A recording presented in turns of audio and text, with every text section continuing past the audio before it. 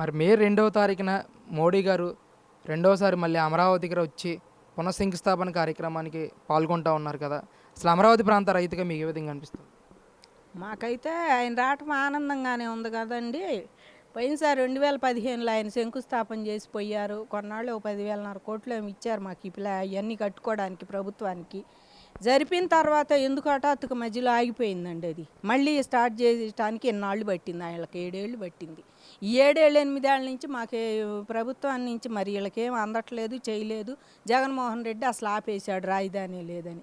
కాబట్టి మోడీ గారు ప్రధానమంత్రి గారు కూడా మరి ఎందుకు వస్తున్నారో ఏమో తెలియదు కానండి, మళ్ళీ శంకుస్థాపన చేస్తానంటున్నారు.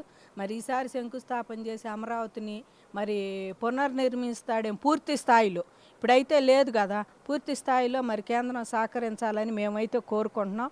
రావటం మంచిదే, ఎందుకంటే ఇప్పుడు కూటమి ప్రభుత్వంలో వాళ్ళు కూడా ఉన్నారు కనుక ఈ ఆంధ్రాకి సహాయం చేయాలండి ఆయన మనస్ఫూర్తిగా.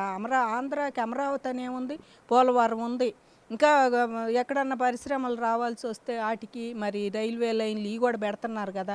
మరి వీటన్నిటి మీద సెంట్రల్ వాళ్ళకి ఇవ్వాలి కదా, వాళ్ళు ఇచ్చేది వాటా.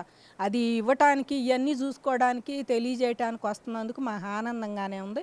ఆ రకంగా వచ్చి మళ్ళీ సహకరించాలని కోరుకుంటున్నామండి.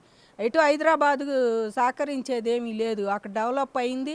మీరు అసలు అక్కడ ప్రభుత్వం కూడా కాంగ్రెస్ ఉంది కనుక ఇప్పుడు ప్రస్తుతానికి కూటమిలో ఉంది ఈ ఆంధ్ర ప్రభుత్వం కనుక ఆంధ్రప్రదేశ్కి కొత్త రాజధాని అంతా అసంపూర్తిగా అల్లకల్లోలంగా ఉంది కనుక మరి పైనుంచి రుణాలు రావాలన్నా ఏది రావాలన్నా మీ పూచీకత్తు ఉండాలి కనుక అలాంటిది ఏదైనా ఇచ్చి తొందరగా ఆ వరల్డ్ బ్యాంక్ వాళ్ళని రుణాలు ఇప్పిస్తే బాగుంటుందని మేము కూడా మనస్ఫూర్తిగా కోరుకుంటున్నామండి.